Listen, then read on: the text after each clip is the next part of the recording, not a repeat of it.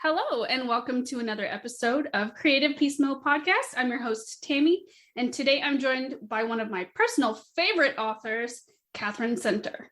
Katherine Center is a New York Times bestselling author of 8 books, including How to Walk Away, Things You Save in the Fire, What You Wish For, and The Lost Husband, which is currently a film. Her books are bittersweet comic novels, and she believes the best stories let you get so lost you forget you're reading them at all and find your way back out a little bit changed. You can find more information about Katherine Center and her books on her website, which will be posted in the show notes. Welcome to the show. Yay, it's so fun to be here.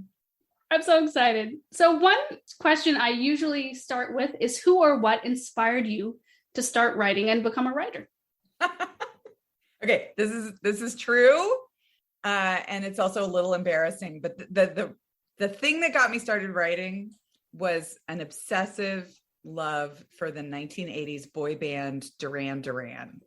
I was in 6th grade in 1984, and I was very awkward and very miserable. I was really, I was like suffering, in that particular way that 6th grade girls kind of suffer. And I was really hard on myself. And I thought everything about me was wrong, and I just basically spent all day like making long lists of my flaws and areas for self-improvement. And I was genuinely super, super awkward. So, I had the braces top and bottom with the crisscross rubber bands, and I had like a terrible haircut with a mullet. Yeah, all bad, so bad. Every awkward thing you can think of, just pin it on me like a pin the tail on a donkey. And that's me in 6th grade. So I was very miserable, but I was lucky in one really significant way because I had 2 best friends that year who were also awkward and also miserable. And we were all in love with Duran Duran. And we got this idea that we should write novels about meeting the band members and that we should cast ourselves as the main characters in the novels. And so we did. I mean, we basically spent that entire school year writing novels about ourselves in little spiral notebooks, and then getting together on the weekends and having sleepovers at each other's houses. And we'd like put on our PJs and everybody would pile into somebody's bed, and we would open up these little spiral notebooks and we would read our novels to each other in installments. And, we very politely included each other in our stories as secondary characters. And so it was just so fun. I mean, 6th grade was misery, but those sleepovers were bliss. And we would share what we'd written, but we'd also get to hear what the other people had written. So we got to be characters and writers. And there was just like some kind of magic going on. It was so nourishing and it was so comforting. And it was so much of an escape from the sort of daily misery of our lives that it was kind of the thing that rescued me in 6th grade. Like I was sort of sinking. I was a little bit of a sinking ship. And we did this sort of by accident, stumbled on this incredibly profound way to create hope in our lives and goodness and stuff to look forward to. So from that moment on, I mean, really, I wanted to be a writer after that. Like that was it. I was sold. I wasn't always sure it was going to happen. There was lots of failure standing between me and actually becoming a writer. In fact, I decided I wanted to be a writer when I was 12, and I didn't actually publish a book until I was 32. So there were 30 years that intervened between those 2 moments, but it was good. It pulled me in the right direction. It kind of helped me know what I wanted, even if I wasn't sure if I was going to get it. That's such a inspiring story. And, it's wonderful to hear that you were able to bring hope to yourself and use writing as a way to heal, and also just bonding with your friends in that very special way.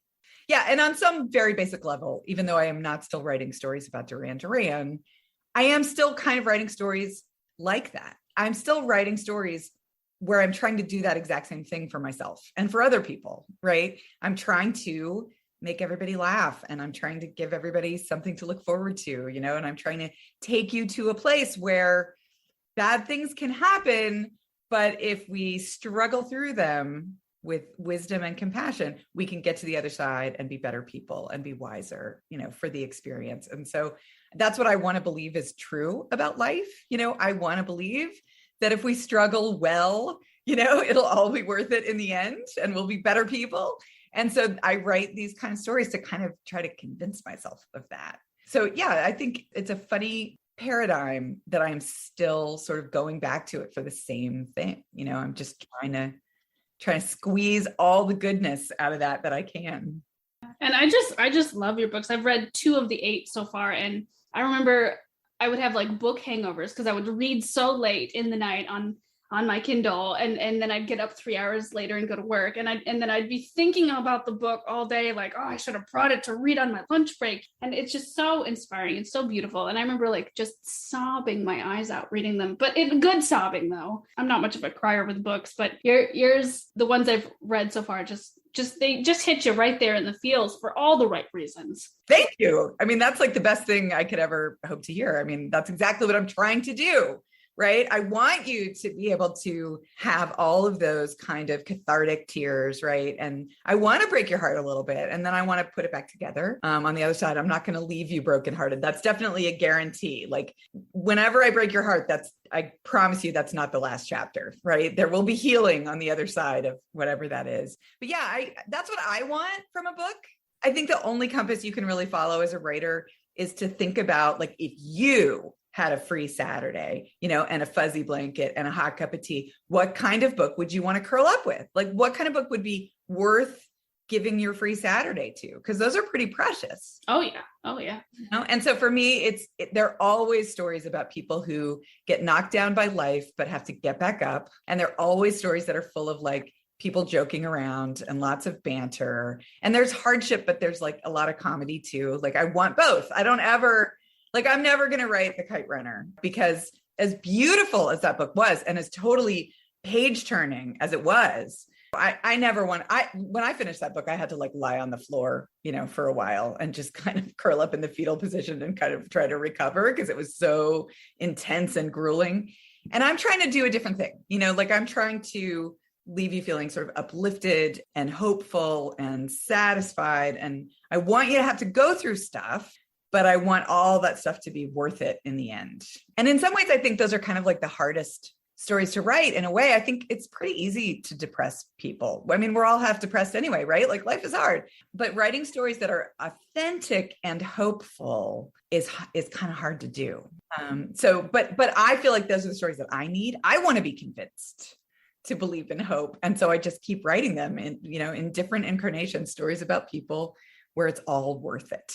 Mm-hmm. You do so wonderfully with it. And I remember finishing the first time I read How to Walk Away, I immediately finished it and I thought, okay, as a writer, who's her editor? Who helped her make this magic happen? Where did she go to school? What books did she like to read? Because I was just so impressed, not only with the quality and level of the story and the writing and how you made me feel as a reader, but also everything down to like comma placement and wording and which ones are italicized and what's not. And I'm like, oh, this is fantastic. This is great. I love this. Oh, I love the way they italicized this. Like, it was super nerdy of me, and I just couldn't wait to dig in and read more. Well, I definitely obsess over that kind of stuff too. I just love it all. I love everything about being a writer. I love letters. I love grammar. I love semicolons. Well, actually I have mixed feelings on semicolons. But I love paper. I love the sort of first blush of love when you are just kind of coming up with the idea for what your story is going to be. But I also love the process of trying to like pin it down and figure out what it's really going to be, which is always different from what you thought. And I also love editing. I love that process of going back in there and making it better. Like, here's what you've got. Now, how can you tighten it? How can you amplify the good stuff, right? How can you find what's working and do more of that, right? How can you infuse it with more comedy or more magic or more heartbreak or whatever it is? Just amp it all up. So I just love literally every part of the process. So I'm very lucky to get to have this job, because it is the thing that I love the most from every different angle, for sure. But on that note, if you had to pick one favorite thing about the writing process, could you pick one favorite thing? I guess if I have to pick a favorite, and sometimes life wants you to pick favorites. I think my favorite part of it all is writing dialogue. Nice. Because dialogue is very easy for me. Not everything about the writing process is easy for me. I really think and overthink about plot. I read a ton of books about plot. I read about story structure. Whenever I read a book that I love, I'll stop and I'll write about it and break it down and take it apart and try and figure out, like, how did they do that? Right? What was the roller coaster scaffolding underneath the narrative that we just went through? And why did that scaffolding do to us what it just did? Right? Because if you think about it, like a kiddie ride, right? Like a kiddie roller coaster at a fun park is going to have a very different scaffolding underneath the track than like the scariest, biggest one that they have that's for all the teenagers, right? Whatever that scaffolding is, the shape of it impacts your experience of the story.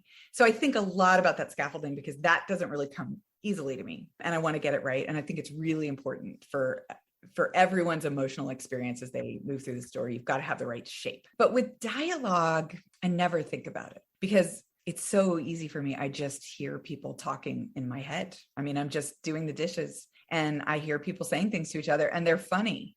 You know, they're saying funny things or flirty things or biting things, you know, or they're insulting each other. But whatever it is always interesting. And I feel like if you set up all the pieces in the story right, then those pieces start to kind of talk to each other. And then at first it's just theoretical and then it becomes kind of very literary. Not literary, literal. The characters literally start to talk to each other and then you actually hear it. And so for me, in those moments when the characters are like really talking, I'm not writing. It's not something that I'm doing consciously. I'm just kind of listening and I'm just taking dictation. And when that happens, it just feels like it's just like magic. I mean, it's just like, how fast can I type, right? And just get it all down. So that's kind of my favorite part because it doesn't even feel anything like work. It's just like hearing a great song that you're so excited about. Yes. I love that. I would agree with you. It happened to me the other day. I was driving to work and I had this scene in my head and I'm like, really? Right now I'm driving. So I had to like repeat it until I got to a safe place, parked and wrote it down. Right. Yes. I have many, many things like that where I've like grabbed a crayon and a paper towel and just jotted it down as fast as I could before it disappeared. I hear that for sure. So what keeps you motivated to write, especially when there's tough days or busy days? I think I'm just like obsessed with it. It's just like a lifetime obsession. I mean, I actually had many years when I was younger when I was trying to get published and I couldn't get published. And I was basically just failing as a writer for a long, long time, to the point where my whole family felt very sorry for me. And I was kind of the ne'er-do-well of the family. And even then, even when it was really looking like this was not going to work out for me, and I was just chasing like a tragic dream that was just going to break my heart, even then, I couldn't seem to stop writing stories. Like I would say to myself, this is not healthy. I'm never going to get anywhere with this. Like, this is a little bit masochistic. Like, the self-respecting thing is to quit. And then I would quit. I'd be like, you know what? I'm done. I'm out. Like, we don't have to do this. There's lots of other jobs in the world. I'm finished. I quit writing forever. And then like 2 weeks later, I would get another idea for a story and I would just start up again. And it felt like a sad affliction that I had, right? Now it feels like a lucky personality quirk that I'm constantly thinking about stories because now I actually have a place to send them and an editor to send them to. But yeah, I just love them. I just love stories. And I've always gone to them, much like with Duran Duran, I've always gone to them for like comfort and nourishment, right? And a good distraction. So in a lot of ways, they're very much like sort of my coping mechanism for life. And that's part of the reason why I like to write stories that are fun, is because I want to write stories that are comforting to me, but comforting to other people too. So I think maybe that's what it is that keeps me coming back, is that I write stories that are comforting, right? And nourishing. And I want that comfort and that nourishment. So I just keep veering back to it. And I guess for my answer to that is that on busy days, I probably don't write. There are some people who like write every day and have that kind of rhythm and that they need that kind of everyday structure. I see a lot of writers who are like, just get your butt in the chair and do it. But I am not that way, and you just have to kind of figure out what works for you, right? Everybody's kind of different. But for me, I'm not really waiting to get inspired. The thing that inspires me is having deadlines and knowing that I have a book to turn in, so I'm not waiting for inspiration, but there are certainly days when I, have to go to the dentist and have to pick up my kids and have 50 things going on. And it's just not going to be a writing day, and so I try to make sure that that's okay. that there are days that are better for writing. And actually, when I really need to do a lot of writing, I tend to leave town because, I've got 2 teenagers and I've got a very adorable, super fun husband. And we also have a very needy dog, all of us living in this house together. That's pretty distracting. I often think of writing fiction as to write a story, you need to go out to the end of a dock and you need to get in a little rowboat and you need to untie yourself from the dock and you got to row yourself out into the ocean of your imagination. For me, that's how it works. And it is very hard to untie yourself from the dock if your kids are on the shore, right? And you're looking at them because it's just like, what if they need me? What if they need me? And my kids are pretty big. They don't really need me, but it's just very hard to like drift away when there are humans nearby. So going out of town and putting myself in a physically different environment where I'm kind of I hate to say it, but just total human isolation, really helps because I can get lost in my head. And I go down to Galveston Island, which is where I do a lot of my writing. And I will get up in the morning and make a pot of coffee and sit down on the sofa with my laptop. And the next thing I know, it's like dark outside. And I've been writing all day and I didn't even really notice the time passing. So for me, that's like a perfect writing day. It sounds lovely. But you can't have those every day, right? Yeah. That's not how life is. They're special. They're special. So what do you do if you have writer's block or if you're coming up against something where you know where you want to go, but you can't figure out what to do? That's a really good question. I think sometimes if you think too hard on things and put too much pressure on yourself, you can sort of choke the creative process. And for me, writing is very much about joy and play and pleasure and comfort. And I like to have fun while I'm writing. I like to make myself laugh when I'm writing. Sometimes I'll write things and the next day I'm brushing my teeth and I'll remember something that one of the characters said to another character and I will start laughing, while brushing my teeth. And it's not that it's not work. There's work to it, but I like to make sure it is infused with large amounts of play. And so, I feel like when you're in a situation where you're feeling blocked or you can't decide, where to go next or what the right answer is, sometimes I think that's like a little red flag, like a little warning flag, like telling you you've turned it into all work, which you can. I mean, deadlines can do that to you. There are a lot of things that can do that to you.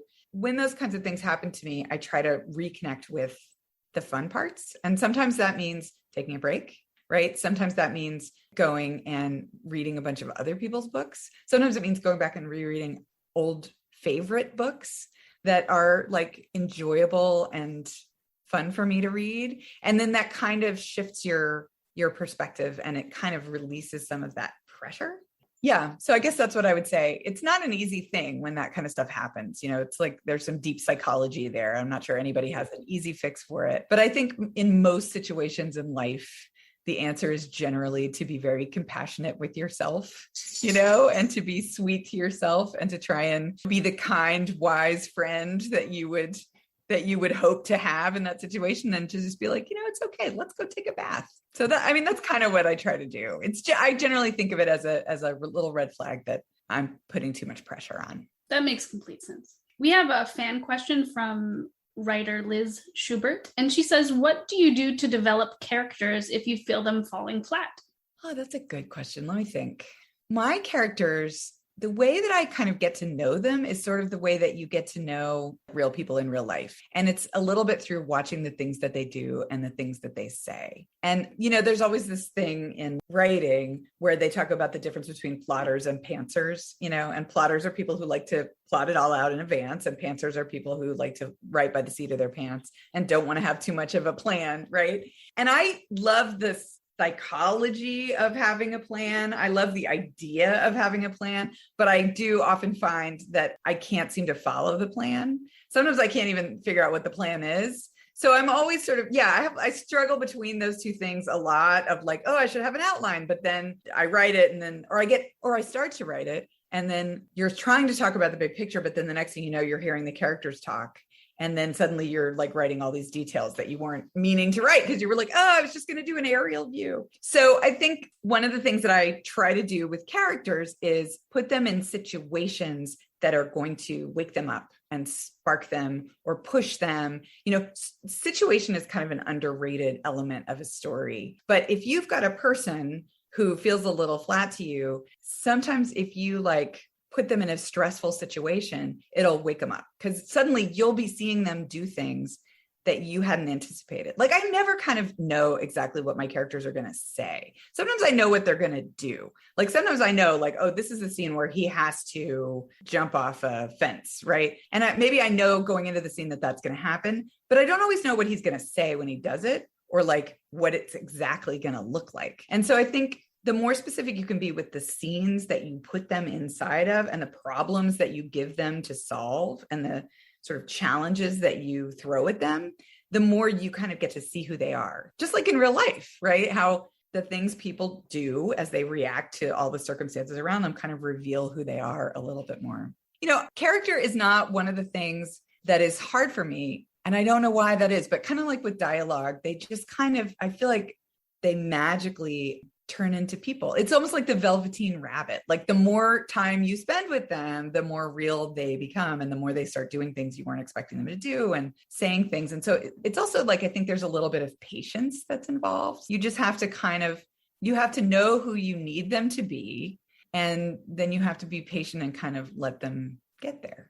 Another trick that some writers use is, just giving them quirks, right? Thinking of some quirky thing that you know about a real person and just sort of, giving that to that character to see if it helps. I haven't really had to use that before, but I could see that it would be useful. All very good advice. Do you have a favorite character of your own, or is that like having to pick children? I do kind of love them all in different ways. I have a character in a book that I wrote called Happiness for Beginners. It's like my 5th book, I think. His name is Duncan Carpenter. And he only existed at the beginning of Happiness for Beginners. He was really just going to be there for like 10 pages. And his whole reason that he existed was to irritate his older sister, because I wanted her to be in a bad mood when the story started. So I wanted to have him be all the irritating things that younger brothers can be and to put her in a crabby mood. And that was going to be it for him. But she winds up going on a hiking trip. I mean, that's the whole sort of structure of the story, is that this woman, Helen, goes on a hiking trip and she's not really a hiker, but her life is kind of falling apart and she's looking to do something crazy, right? To kind of wake up her life and to rise up from the ashes like a phoenix. And so she goes on this hiking trip, but what she finds out is that her little brother's best friend is also going on the hiking trip, which she didn't know. She's not thrilled about it. But one of the things they wound up doing, and I didn't see this coming, throughout the whole hiking trip, is they wound up talking about her brother. Like he just kept coming up, right? Because it was Jake's best friend and it was her brother, and they just kind of kept coming up. And by the end of that story, I had totally fallen in love with Duncan. He just completely, this little brother who was not even meant to be there, wound up becoming one of my favorite people in the story. And then he wound up, and this was not in the plan, showing back up at the end when the hiking trip is over. And they wind up having a whole big brother-sister moment that I really hadn't planned for. And I wound up actually loving him so much that I gave him his own book. I wrote a book called What You Wish For, and Duncan is actually the main character, or one of the 2 main characters in that story. So I guess he kind of gets the prize for like guy who stole the show, because he was never supposed to have more than 10 pages from me. And he wound up getting a lot of pages in Happiness and then his own book like a few years later. Nice. Yeah, he just sort of ran away with it then. Yeah, he was a goofball, and he kept getting everything wrong with his sister, but he was trying so hard, but he would just mess everything up, but he really wanted to get it right. And I just kind of loved that about him. I love that he was trying. I think trying is a great quality in a character. Very endearing. Yes, agreed. So another writing question, what's one writing rule that you stick with and one that you break? It's thundering outside. How about you? Dun, dun, dun. Very ominous. I break any and all grammar rules all the time. I just don't even let grammar get in my way. And I make up words all the time. If it looks like it could plausibly be a word, I throw it in there. and that's fun. I think that's playful. And I think, language is a very fluid thing anyway. So why not? What the heck? We can make our own rules. So I break that kind of stuff all the time. What's a rule that I follow? I do really avoid writing in passive voice. I really try to keep everything moving along at a very fast clip unless there's a reason to slow down. So I try to make sure that the verbs, I pay a lot of attention to verbs, and I try to make sure that they're, strong and full of motion. And, I try to never use sort of meh kind of verbs. And be verbs are definitely in that category. So yeah, I have a mortal terror of boring people. So I really, yeah. So, and like some writers write long, right there, it's like, it's going to be a 300-page book and they write 600 pages and cut it back. I'm the opposite. I'll write 250 and then kind of go back in and kind of blow up certain extra great scenes and kind of linger on them a little bit more. So yeah, I tend to write short. I tend to write short sentences too, or like I vary it. I'll have mostly short sentences and then a few long ones. I've noticed as I get older, I have fewer and fewer paragraphs. A lot of my paragraphs are one sentence long. And it's partly because I really, really want what I'm writing to look on the page the way it sounds in my head. I mean, I think that's the whole purpose of punctuation, right? And grammar. But the older I get, the more I'm like, it's not just about the commas. Like, it's almost like elements of poetry and lessons that we can take from the way that poets lay things out on the page. The way it looks impacts the way it sounds in your head. And I'm a kind of a slow reader.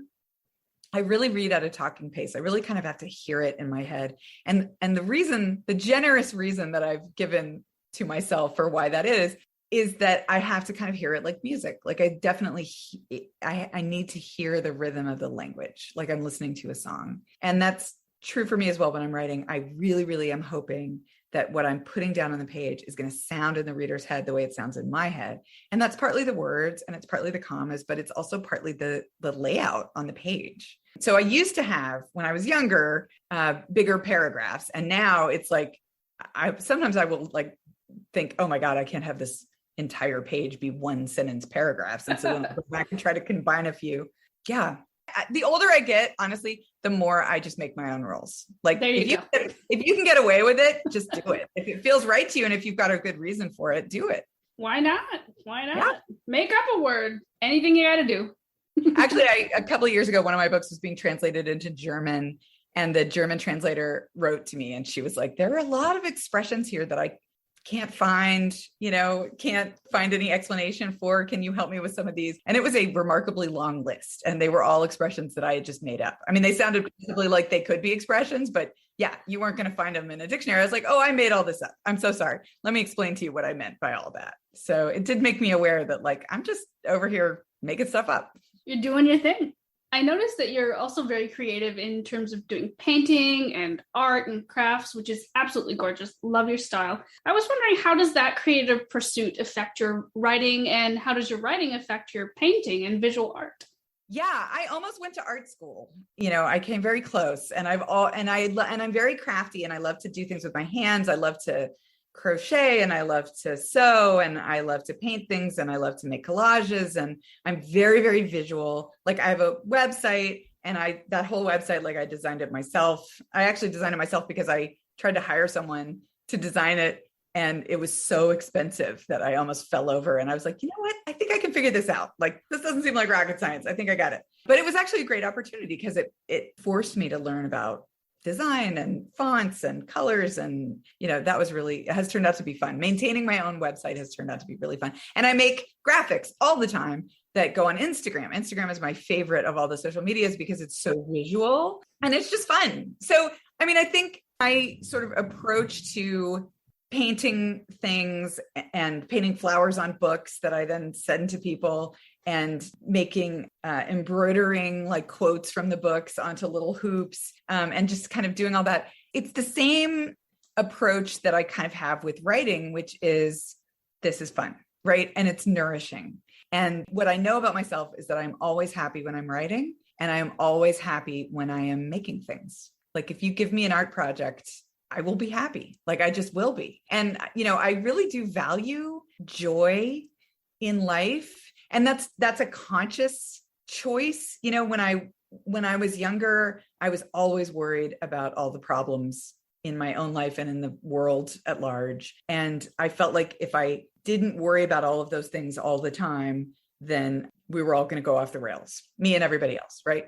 And part of growing up for me has been learning how to like appreciate, you know, life is hard and we all have problems and we have things that need to be solved, but also to value moments of peace and moments of joy and moments of just cracking up for no reason and moments of being super silly and spontaneous dance parties that happen in the kitchen. And, you know, trying to value those things just as much, you know, those things are just as important, if not more so, because it's so easy to ignore them. You know, like problems really demand your attention because they have to be solved. Joy can kind of be ignored because it's happening and you don't have to do anything about it. And so the older I get, the more I really want to like appreciate that stuff and savor that stuff, and not just appreciate it when it happens to happen, but also try to work to have moments in my life when I am actively doing things that create that feeling of joy and that feeling of peace. And for me, that's what art is. Like if I'm feeling out of sorts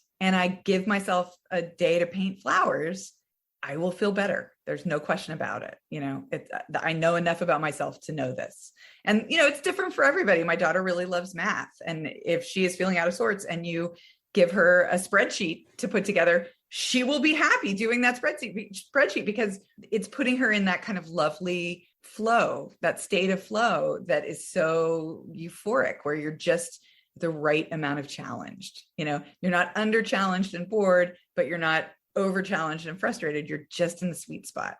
And for me, art does that. For other people, it's other things. And so I try to approach art and writing with the same kind of enjoyment, right? I mean, it's really about, I'm not very good at making myself do things that I hate. I'm not very good at making myself pay bills or, you know, do dishes. I've trained myself to make the bed every day, but like a lot of the stuff that I don't want to do, I'm pretty good at weaseling out of. And so, you know, and writing is a job where you really, it's all self-directed. You know, nobody's going to sit you down and make you write a novel. You have to want to write that novel. And for me, the way to want to write that novel is to make sure that writing that novel is fun and is a joy-filled process that I want to spend my life sort of lost in, right? And art is very much the same thing to me. So with both of those, with all of that stuff, and this is also true for music, like I'm no professional musician, but I love, love, love music. And I make sure to have it happening as often as I can remember to have it happening, you know, and it's all part of this broad life philosophy of acknowledging that life is full of struggle and hardship and scary stuff, right? And disappointments and heartbreaks and grief. It's got all that stuff, and trying to counterbalance all of that stuff that's just a given in human life with joy and color and pleasure and laughter and dance parties, and, you know, just trying to really maximize opportunities to savor all the sort of delicious, beautiful, fun parts of life too, and not to forget to enjoy that stuff. Mm-hmm. So I think that's how that stuff all ties together. It's all part of the same broad philosophy about savoring the good stuff, which I'm not always good at. You know, I'm really not naturally good at that. I really tend to be very naturally quite pessimistic. You know, I always feel like I'm like one dirty look in the grocery store away from just like throwing myself on the ground and being like, you know what, we're all doomed. And so that's kind of where I started. And I've worked really hard in my life to try and learn to be more committed to joy, right? And to holding on to that and gathering that stuff up and treasuring it. And it's so beautiful to look for the joyous moments. And I think that they become more joyful when and this is certainly just my opinion, you know, when you've seen struggle of any kind, because it sort of amplifies both ends of the spectrum. Yeah, it provides a contrast, right? Like you can see it in a new way when you've gone through hard stuff. And the older you get, the more hard stuff you've seen, right? And yeah, I think it's almost like, I think of it as like you're a person and you've got a little basket, and part of your job as you go through the day is just to find lovely things, just to notice them, to see that little flower that you could have like stepped on, right? And just mentally kind of put it in your basket, right? And to notice how good dinner was tonight, right? And to notice how pretty the sunset was, and to notice how great the rosemary smells in the backyard, and just to, just throw it all in there, just piece by piece, and appreciate it. And then the more you do that, the better you get at it. And the more it becomes kind of automatic. And then the more it's a slightly different world than it was before, because you're paying attention and it's registering in a way that it wouldn't have if you were just focused on like the traffic and, here's this thing I'm dreading tomorrow that I have to do. And I totally do that too. I mean, we all do, right? But the older I get, the more I'm trying to sort of choose joy on purpose, right? And just really commit to that whenever I can. And the other thing I'll say about joy is it's also really tiny. I mean, sometimes I think we think joy is like a hard thing to get to because it has to be huge. Like it has to be like, I won the lottery. But I think joy is like that little moment when it's a pretty spring day and you open the kitchen window and a breeze blows through and like ruffles your hair. Like that's what joy is, right? But it's just about not missing that stuff. Excellent. It's important to have, a healthy outlook. And it seems like it not just affects your life, but it also pours into your books. I can tell, again, I've only read 2 so far, but I can tell that, the characters, even though they go through struggles, there's still hope. Like you're cheering on for them. You're hoping they get through it, and it permeates. Yeah, they're going through hard stuff, but they're doing it with humor and grace, right? And they're kind of the people that I want to be. I mean, and it is worth it in the end. And that is very much what I want to believe about life, is that all that struggle will make us better if we do it right. So yeah, all my books have that kind of vibe to them for sure. And I love that. I love that so much about your books.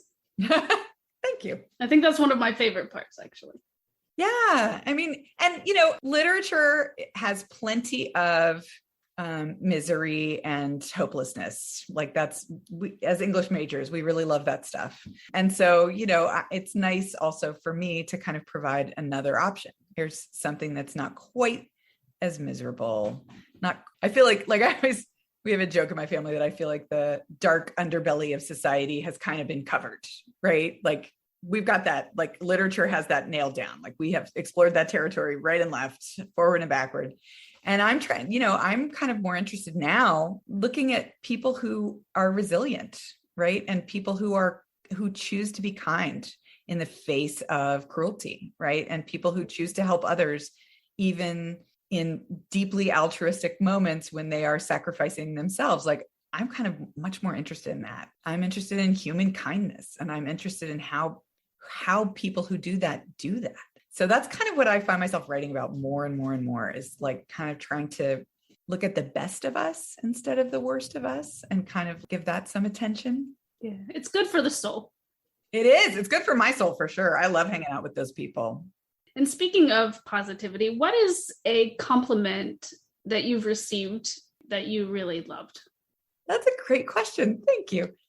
Somebody on Instagram not that long ago told me that they felt like I was human twinkle lights. Ooh, I could see that.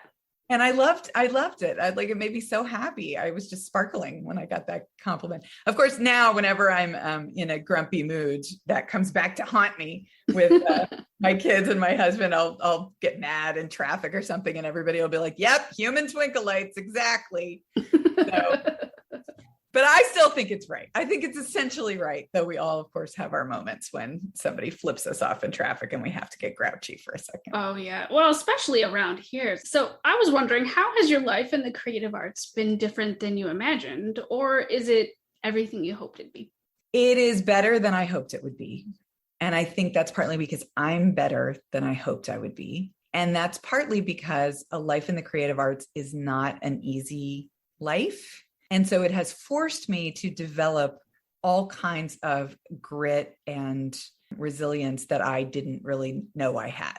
So one of the things about being a writer is there's no guaranteed path to being a writer. If you decide you want to be a writer, there's literally no guarantee that you will ever publish anything, or that anyone other than like your mom is going to read it. So it's a real leap of, it's faith, but it's also it's also like a leap of love, right? You're choosing to do this because you know that you love to do this thing. And for me, there was a lot of failure for years and years and years early on. And it really forced me to figure out why I do this. Like, why am I even doing this, right? If I'm not on the New York Times list, or if I can't even get published at all, why am I doing this? And having such an uncertain job forced me to define my values and what I thought a good life would be. And it forced me to figure out what I really care about. Did I need to have a yacht to be happy? No. Spoiler, I did not need to have a yacht to be happy. For a long, long time, my husband is a teacher, right? And I wasn't making much money on my books, and we were just kind of living on his teacher salary and living, very, very carefully with no guarantee that anything would ever change. And even after I started publishing books, and even after I had success, like beyond probably my wildest dreams, even then there were still questions about whether or not I would be able to continue writing the books, whether or not I'd be able to grow my audience large enough that I could keep doing it, whether or not I'd get another book contract. Really, I didn't feel a lot of job stability until I wrote a book that hit the New York Times bestseller list. And that took me a while. That wasn't until my 6th book. And there was no guarantee that was ever going to happen. And so one of the things that all of that uncertainty and all of that struggle and that very sort of slow burn building of a career, kind of one reader at a time over a long period of time, one of the things that forced me to do was to figure out how to survive emotionally in a career like that. And what I decided to do, and this was a very conscious decision, was to double down on gratitude. I decided that there were no guarantees. There was nothing I could count on, and I couldn't be about the end game. I just had to be grateful to be here. And I just had to be grateful that I got to write stories for a living. And I got to know that every time I got to sit down and write some imaginary scene of imaginary people joking around with each other, that I was living my best life. And even if I never, got to meet Oprah, or never got to, have a movie made of one of my books, and never got to whatever it was that I wanted that year or had dared to hope for, even if none of those things that seemed like sort of trappings of success ever happened to me, that I was already successful because I was doing the thing that I love to do. And to me, that was going to be my definition of success. And even if I couldn't keep doing it, because for a long time, there was this sort of threat hanging over my head that I was not going to be able to make a living and I was going to need to go get a real job, I would try to be grateful that I had ever gotten to do it at all. And that's not an easy get. I would not say that I am naturally grateful, but it forced me to really, really, really work on it, and really, really just count my blessings and say, I am so glad that I get to do this. And even if I go do a reading and only 5 people show up, I got to do a reading and I'm so grateful to be here. So that shifted my way of functioning in the world. And I did it to survive, really, because if you have a job with that much uncertainty, you have to find a way to be okay with that uncertainty. And, but it turned out to be the greatest thing I could have hoped for. Right? It was so stabilizing, and it was so comfortable, and it was so nourishing and comforting. And then when I finally did get to a point where I had some job stability, it was okay. Like I had already sort of figured out how to function. And it really didn't change my life all that much, because it was like I was already there. I had already figured out how to be me and live this life. And I was already grateful and happy for everything that had already happened. Yeah. You'd mastered the roller coaster. Yeah. I mean, and that's not an easy thing to do. And it took decades, but I'm so glad that I was forced to do that, because I think it's given me a kind of balance, and a kind of serenity that I never would have had if I hadn't been forced to develop it. And I notice that a lot in the creative arts, whether it's a writer or a musician or, a chef or something, there's always that uncertainty. And it's really interesting how people approach it. And, like you said, find gratitude in even the simple things. Yeah. It's very nourishing to know how to do that for yourself. It forces you to kind of move inside instead of doing everything for sort of external rewards. you wind up having to generate them for yourself. But then knowing how to do that makes everything better on the other side once you know how to do that. So yeah, I am very grateful that this is the life that I wound up living. This is just a quirky question. One book and one music CD to take with you on a desert island, what would it be? Oh my gosh, the agony of that question. Wow, that is hard. Right? I know. I feel so evil when I ask it. Really hard. Because I am so eclectic, I just love so many different kinds of things all the time. And it's so mood related too, especially for me with music. There are days when all I want to do is like listen to pop music and Lizzo. And then there are other days when I'm just like 100% classical and I just want to get lost in some beautiful cello piece. And sometimes all I want to do is sing along to the Beatles and, go back to my childhood and belt out all those songs and get lost in Paul McCartney's voice, which is like butter. And then the same with books. I'm kind of in so many directions all the time. It's very hard to choose. So that said, with that giant caveat, I will say that if I had to pick a book to take with me, it might be Jane Austen's Persuasion, which is one of my all-time favorites. I mean, it's this epic love story, and there's so much agony, but good agony, like the fun kind of agony. And of course, everything turns out okay in the end. The good people are rewarded for being good, and the bad people are shamed for being bad. I just never get tired of Jane Austen. She's so wry and wise and feisty. So that might be it. That was what popped into my head, but I could come up with 50 others. And then music-wise, also very hard. You said I get a whole CD or just one song? A whole CD? Whole CD, whole album. Ooh. Go wild. It would probably be the Beatles. Honestly, that's like comfort food for me. And also they're very kind of all over the place. Like if you did like a Sgt. Pepper kind of thing, you could get a lot of different moods going. I was explaining to my kids the other day that I was like, you can be a Beatles person or a Stones person, but you can't be both. And my kids were like, that doesn't sound fair. And I was like, I don't make the rules. That's just how it is. So yeah, I might pick the Beatles. I don't know. That's a hard one.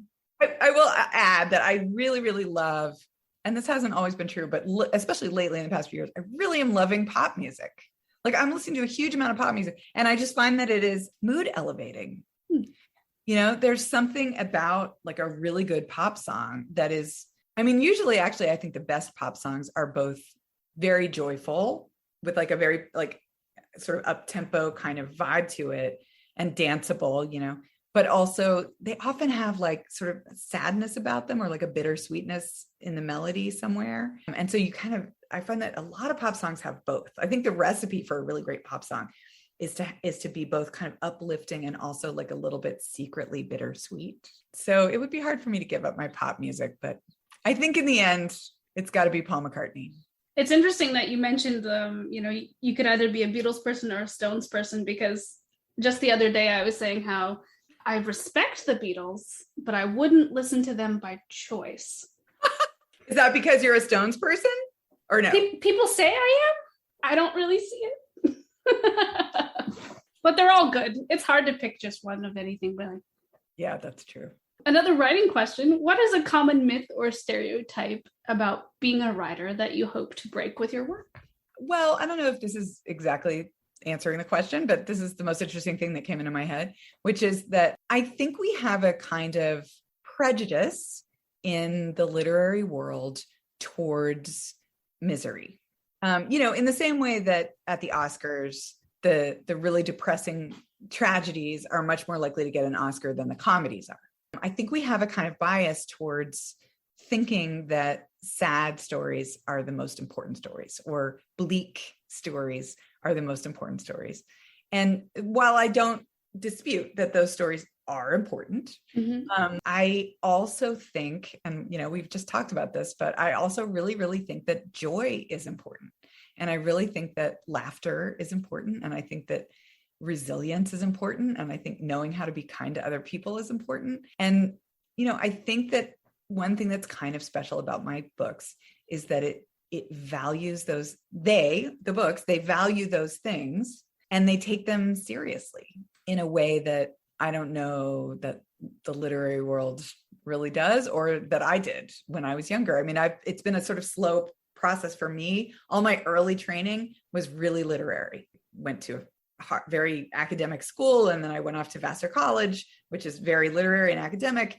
And then I came back and I got a graduate degree in creative writing, a master's in creative writing from the University of Houston's creative writing program, which is ranked second in the nation for creative writing programs and is very, very literary, right? And so not a lot of people were like writing comedy in that school.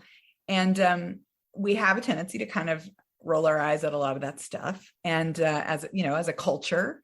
And I think that comedy and joy and compassion and kindness are all really, really important things to value in stories and to look at, right? To pay attention to.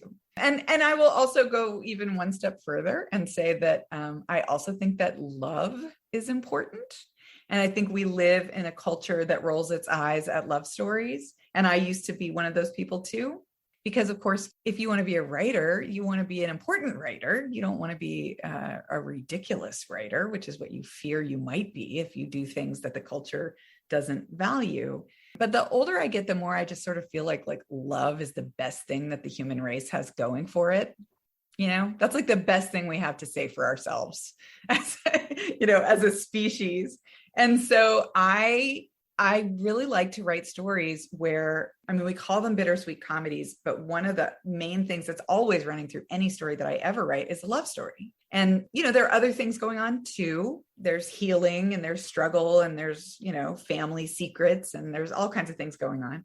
But the spine of it is always going to be a love story. And part of the reason for that is because if we do it right, and we don't always do it right, but if we do it right, I think that love can be a very healing, nourishing force in our lives that forces us to become better versions of ourselves, or forces us to look inside when we might have preferred not to, right? Or forces us to be courageous and go after something that we would have been too chicken to try for before. And I think we're not great at love as a culture. And I think that's partly because we don't take it seriously. And I think if we did take it a little bit more seriously, we might be better at it. And it might be this kind of wonderful feedback loop. So that's another contribution I would like to make to the world of books, is to write stories where love is a valuable force for good in people's lives and helps them find the courage to heal from whatever they need to heal from and to become better people, right? So I'd say those two things: valuing joy and comedy and laughter, and also valuing love, like all kinds of love, love of pets, love of children, but also especially valuing romantic love, which I think is just about as fun as it gets. Wonderful. And sort of piggybacking on that answer is, do you have a favorite or significant memory from your latest book that you want to share, or even a funny? So there is a scene in my latest book, which is called What You Wish For, where the main character, Duncan Carpenter, who we talked about earlier, he has to go for a surgery. And in the wake of this surgery, they've doped him up pretty bad. And he has asked our narrator to come and pick him up after the surgery because he won't be able to drive. And so she's bringing him home and he is just totally spaced out. And I will pause and say that this whole scene came from something that happened in my real life a few years ago when my husband had to have dental surgery. And it's a different kind of surgery for Duncan in the book, but my husband went and he had to have his jaw operated on, and they doped him up like I've never seen anybody get doped up. And when I picked him up and was bringing him home, he was so out of it that he was holding his hand in front of him in the passenger seat of the car, thinking he was looking at his phone, but his hand was empty. But he was like hallucinating a phone. And he was like, babe, my phone's not working. I don't know how to get us home. And I was like, guess what? We've lived in this town for 20 years. I know how to get home. We're good. Don't even worry about it. But he was literally looking at nothing, thinking that he had a broken phone. And then we got home And I was helping him walk up the front steps in front of our house. And he was so out of it that he was like pawing at the steps with his feet. It was like he couldn't quite find the step. And then I finally get him and we're up to the front door and he just goes, "Hey, I've got a great idea." And I'm like, "What?" And he's like, "We should get married." And I was like, "Well, man, we did that like 20 years ago, but yes, that's a great idea. I'm in, sold. Yes, let's do it." So I love that. It was so cute. Everything about that whole moment was adorable. And it made me laugh so hard. And I also felt so honored that, if my husband was going to get doped up at the oral surgeon and say something crazy, that the crazy thing he would do was to propose marriage again. And so I just took that whole scene and adapted it and put it right into What You Wish For. I mean, that's all sort of based on true stuff. And Duncan says a lot of hilarious things that he should not be saying, right? Because he's so doped up from the surgery. And he's saying things like, the thing is, I just really have a thing for you, but I probably shouldn't tell you that. He's like, "You definitely don't want to tell me that. Definitely do not tell me that." And he's like, "But it's okay because you've taken all these drugs and you're never going to remember it tomorrow." And she's like, "No, you're the one who's not going to remember it tomorrow. I'm going to remember everything." And he's like, "Really? I guess I should stop talking now." And that was all really cute. And I think Duncan actually proposes marriage to her as she's helping him up the stairs. I'm pretty sure I let him do that too. Even though they're like, at that point in the story, they're like sworn enemies. So I think that is like a really, really fun scene. It is one of my favorite scenes I've ever put in any book. It's just delicious. It's just fun. That's adorable. I love that. So one final question, and this is sort of a biggie, but what does it mean to you, in your own words, to live a creative life? That's a really great question. I love it. I think living a creative life is about letting yourself see possibilities everywhere and giving yourself permission to explore those possibilities. So it is a big question, and I could go on and on about all of that, but like, that's probably my message in a bottle version of that, because I think we live in a society, and that society requires us to be able to function in a lot of ways, like pay our taxes and, pay our water bills, and just getting through the day, getting through life, getting everything done that needs to be done can take up most of your time. Mm-hmm. And I think obviously those things have to happen. And so with your leftover psychic energy, what are you going to do with the rest of it? I think it's really easy to feel like we need to follow the rules all the time, and like we need to do what everybody else is doing. And it's very hard to give yourself permission to like daydream or like spend a couple of hours in the bathtub reading a romance novel or do some crazy thing that's not going to work necessarily, or like has a big chance of not working, and take chances. But I think the rewards for giving yourself permission to just do stuff for the fun of it and for the joy of it and for the sense of possibility, the rewards of doing that are so nourishing that it's worth it. Even if the result isn't guaranteed, there are lots of things. I think being creative is taking risks all the time and being okay with that and saying, I'm going to try this new thing, and it may not be good, it may not work out, but we're going to see, we're going to try it and we're going to see. I am a person who very much tries things, I'm like, well, let's look at it and, let's write it and see how it sounds. Like, let's write it and see if it works. I'm very like ruthless, I throw away like whole chapters. I'm like, that didn't work. And I just toss it in the trash. I'm very liberal with my delete key the older I get, because when I was younger, I felt like everything I'd written was so precious and perfect and I didn't want to change it. And now I'm just like, I can write something else. It's fine. So I think being willing to try something, being willing to see like, okay, what happens if we put these two crazy things that don't belong together, it kind of cranks open your sense of possibility. And it allows you to see things that you never would have seen if you were just making yourself play by all the rules all the time and stay within the lines all the time. Mm-hmm. But that also has to be something that you give yourself permission to do, because the world isn't really going to give you permission to do that. The world is rollicking along just fine with everybody playing by the rules. And so, you have to say, it's going to be worth it. If nothing else, it's going to be fun, even if it doesn't work. And I've actually had whole books that I wrote that didn't work. I mean, I had the book that I wrote right before How to Walk Away, we just shelved it. I was like, I had this idea. I thought if I put all these pieces together, it was going to really be great and work.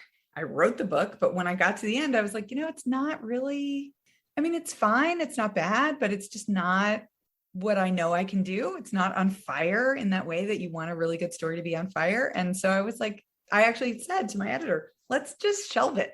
I was like, I have this other idea for a story that I'm really excited to write. So we could spend the next 6 months trying to fix this one, or we could just shelve it and I'll write this new one. And the idea that I had was for How to Walk Away. And she, thank goodness, she was like, great, you've got a new idea, you're burning to write, go do it.